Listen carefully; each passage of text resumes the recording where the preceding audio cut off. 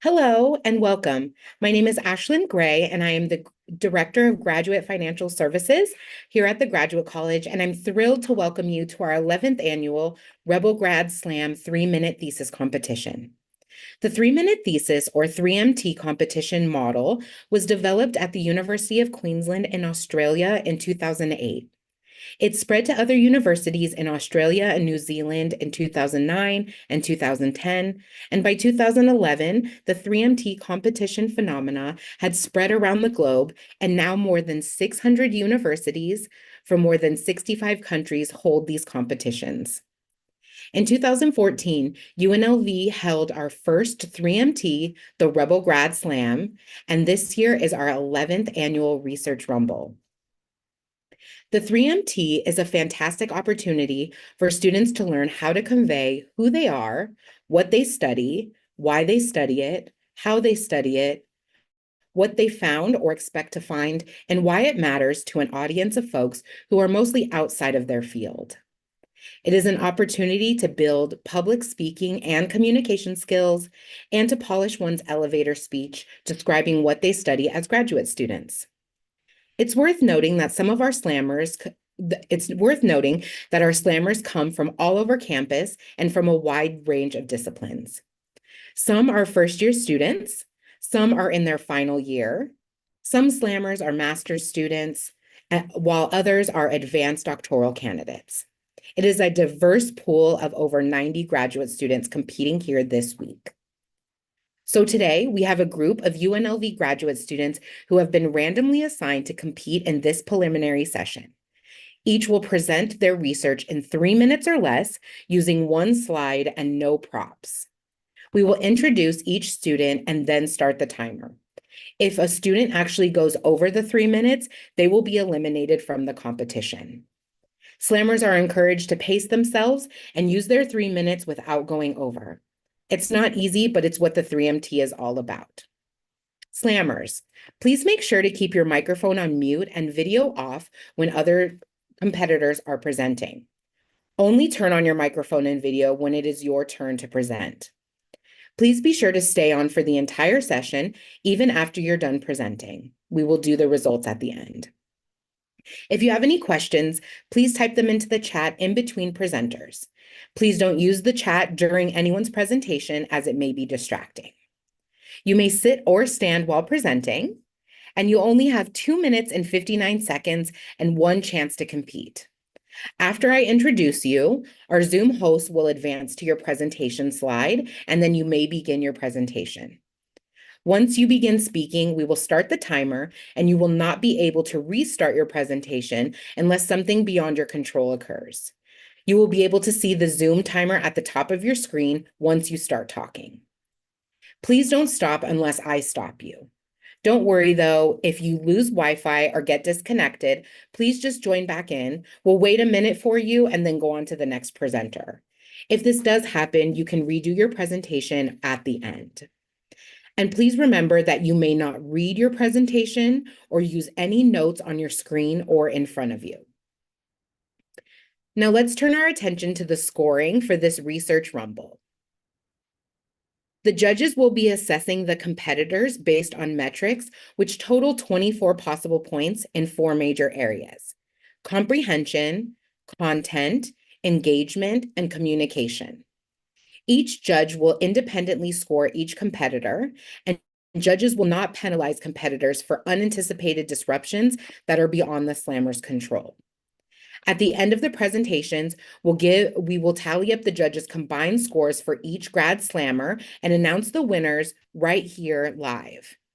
The top 3 in this session will advance to the semifinals. I'd also like to note that this round of competition is happening live in Zoom and will be simultaneously aired live on the Graduate College's YouTube channel. And to give you a sense of this year's competition, over 90 students are competing in the preliminary rounds. Around 36 will move on to the semifinals, and only about 9 will advance to the finals at 4 p.m. Friday, November 8th.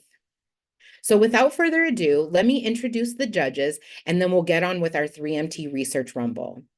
We have a set of very distinguished judges in today's session. Judges, please feel welcome to turn on your turn on your camera to wave briefly as I introduce you. First up, we have Bu Shan Sang from College of Sciences. We have Jacob Scusian from Education. We have Chen Jui Zhang from College of Liberal Arts. Raphael Oganesian from Academic Affairs. We have Jeffrey Orgera from Academic Affairs. And Jessica Ammonian from School of Dental Medicine.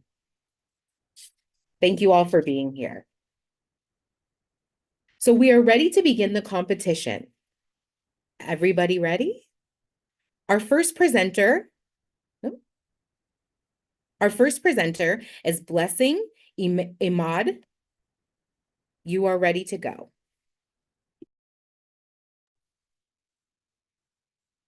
Hi everyone, my name is Blessing and I'll be talking on acupuncture, a path to healing. Approximately, according to the World Health Organization, approximately 70% of the global population will face one traumatic event or the other, such as accident, physical assault, or sexual assault. Then my research is focusing on acupuncture as a way to decrease this post-traumatic stress disorder. In 2022, the economic burden of PTSD was found to be like $232.2 billion. So this PTSD has been very prevalent. And in order to reduce this burden of PTSD, I'll be focusing on a non-pharmacological way to reduce this PTSD, which is acupuncture. Acupuncture is a non-pharmacological way of reducing PTSD in case anyone is not able to take like a medication that we solve this disease or burden. So I'll be using like acupuncture to know if it can be able to reduce PTSD. And why I'll be using acupuncture is that it is kind of safe. It is safe and it's cost effective, and it has been shown to reduce PTSD by relaxing the central nervous system. So that will be my research, and I hope it's going to come out well. And thank you.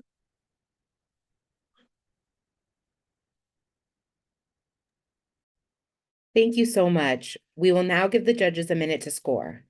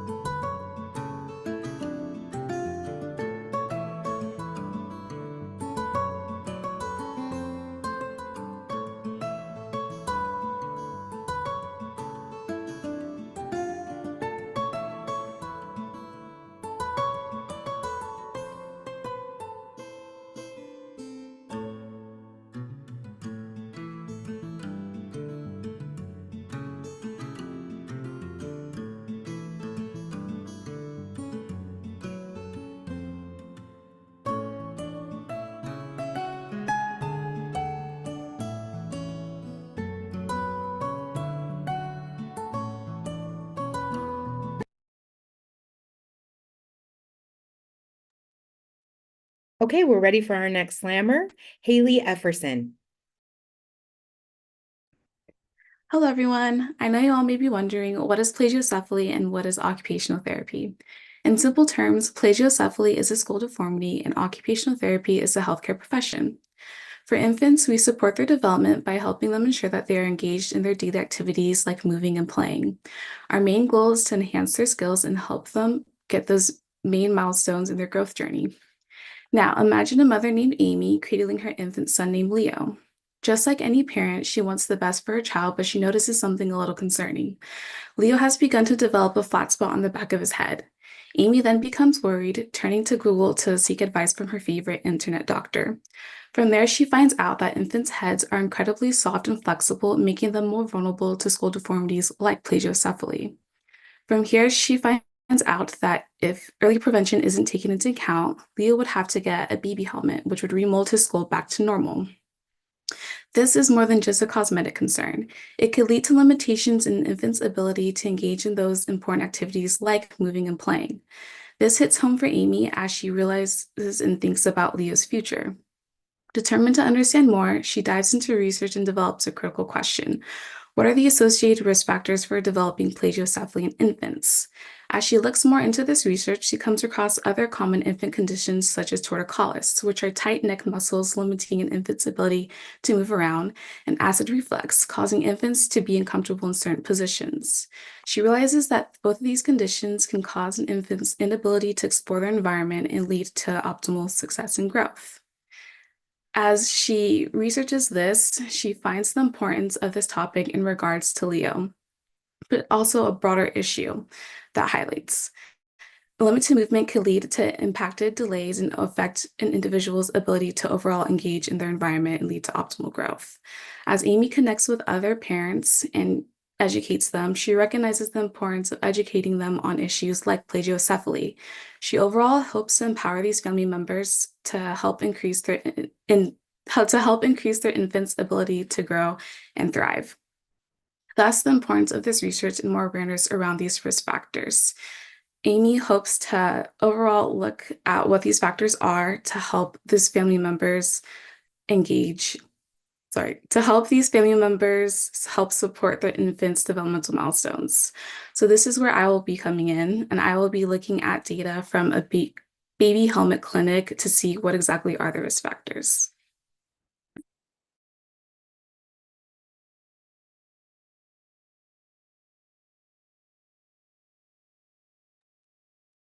We will now give our judges a minute to score.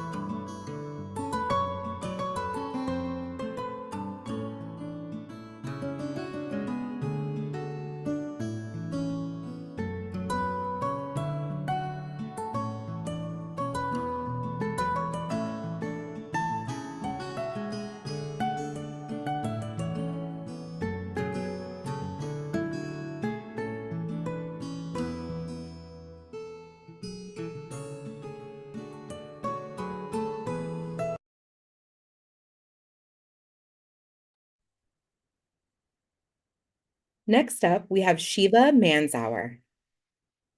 Hello, everyone. I'm a master's student in architecture, and today I've discussed how traditional Persian wind catcher and Asian cooling technology could be reimagined for sustainable modern architecture in hot cities like Las Vegas.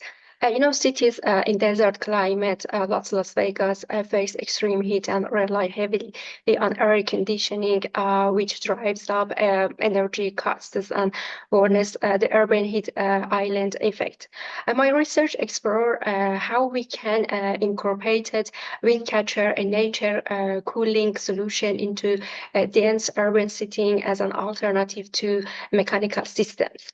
Actually, my research question is how can integration of passive cooling system such as a wind catcher into high-density urban design enhance sustainability without compromising architectural innovations. And a wind catcher are tall structure designed to capture cooler outdoor air and channel its inside building despite their efficiency.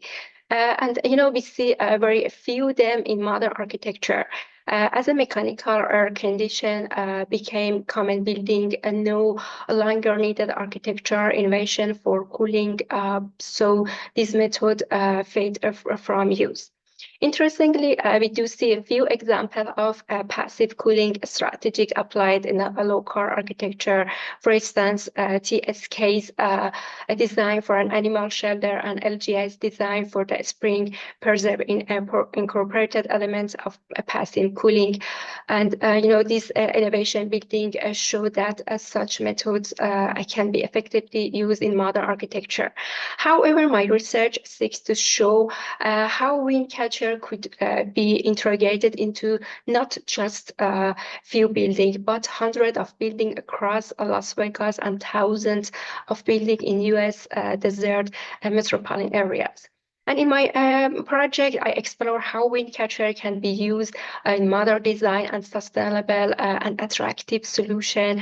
Imagine Las Vegas hotels and office tower using a wind catcher to save energy and improve the building's design, combining tradition and innovation for sustainable cities. And this method of passive cooling, such a wind catcher, cool space while conserving energy and supporting high density design without compromising sustainability. Thank you.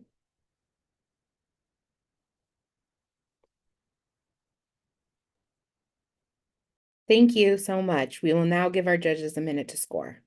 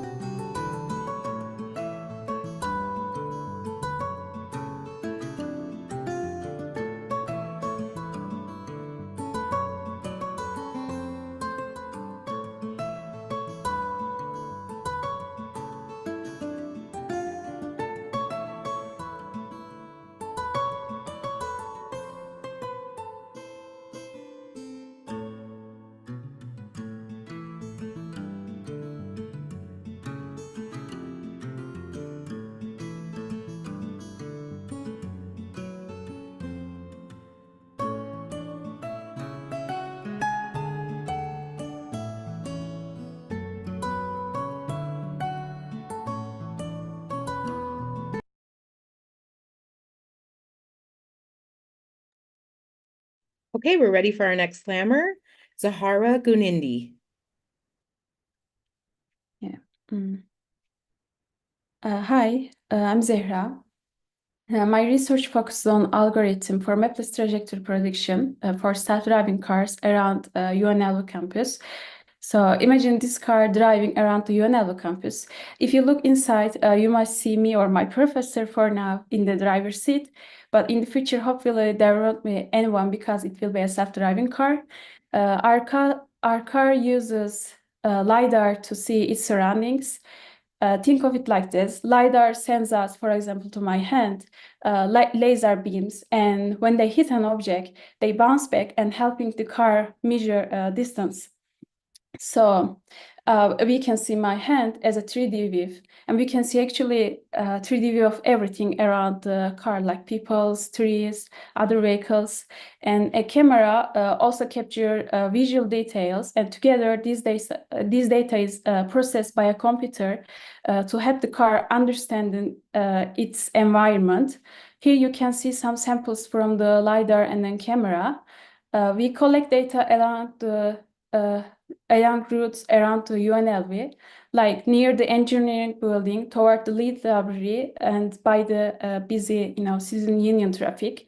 So now, how to teach a car? Now the real learning happens here. These LiDAR data visualization called PCD files shows each point as an object around the car. So we label these points, identifying roads, sidewalks, vehicles, and then within this way we can actually help the car recognize what it's seeing and understand how to interact. Most self-driving systems rely on costly maps for trajectory prediction, very costly. So I asked myself, could we predict without them? And my research develops algorithms that aim to reduce costs and increase accessibility by eliminating map dependence.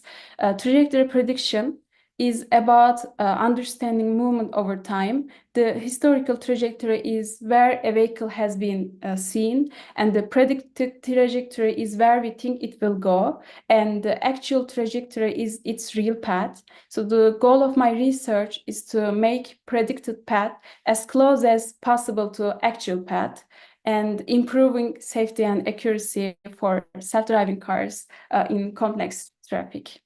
Thank you.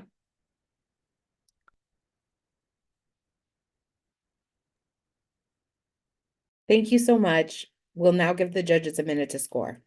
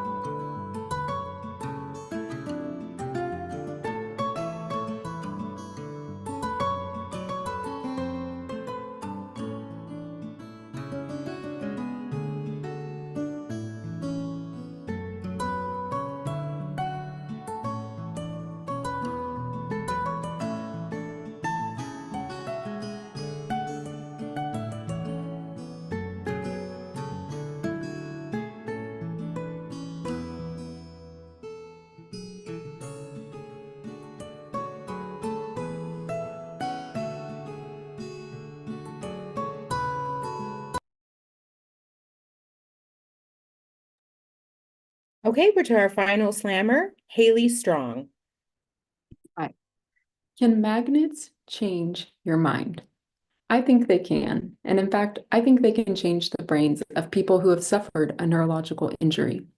But don't let me sway you. I'm going to spend the next 3 minutes presenting the facts to you so that you can change your mind about magnets.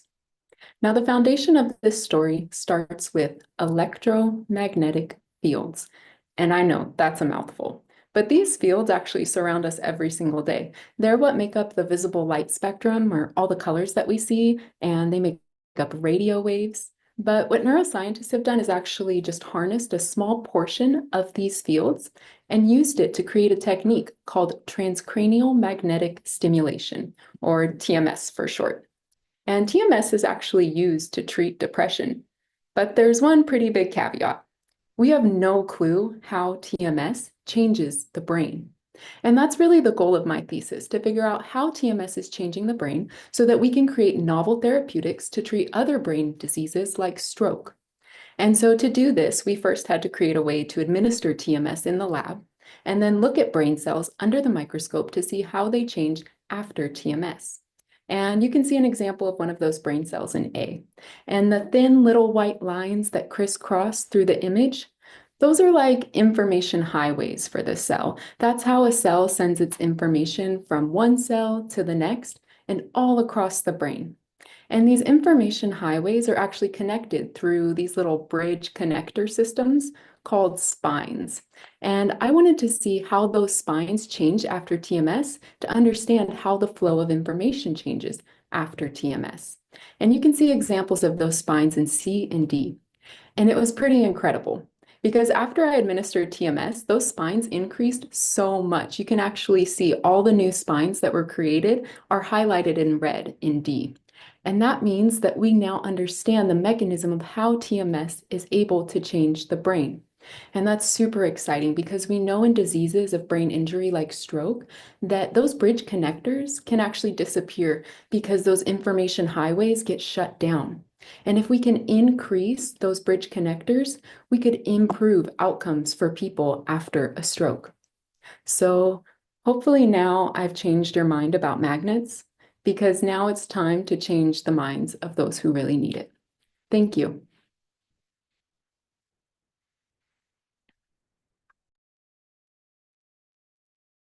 Thank you so much for joining us for our preliminary rounds, and thank you to the Grad College team who have made the 3MT event possible. Now stay tuned. We'll announce the winners live just in a few minutes. And judges, please be sure to press the submit button at the bottom of your scoring rubric when you are done with all of your ratings. We will take a little break while we wait for the results to be calculated.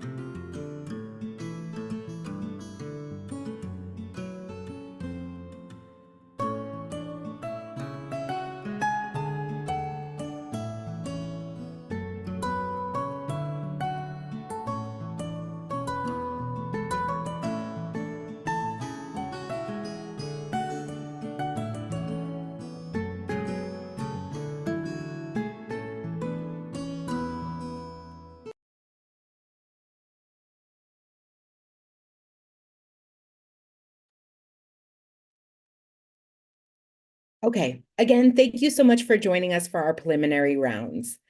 While only the top 3 of this round will progress to the semifinals, you will all be winners of a Rebel Grad Slam t-shirt. You can get yours during the Rebel Grad Slam finals reception this week. For the preliminary rounds, first place will receive $300, second place receives $200, and third place receives $100. Are you ready? Here are the winners of this preliminary session. In first place, winning $300, we have Hailee Strong. Congratulations. In second place, winning $200, we have Hailee Efferson. Congratulations. And third place, we have Shiva Manshour, winning $100. Congratulations, and thank you again for your participation, and please join us for the semifinal rounds on Thursday, November 7th at 9 a.m., 11 a.m., and 1:30 p.m. in the Greenspun Auditorium, and the finals on Friday, November 8th at 4 p.m. in the Greenspun Auditorium.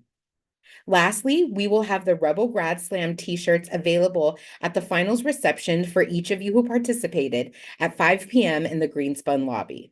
We welcome you to RSVP for this event with the link that has been put in the chat. Thank you so much, and everyone have a wonderful day.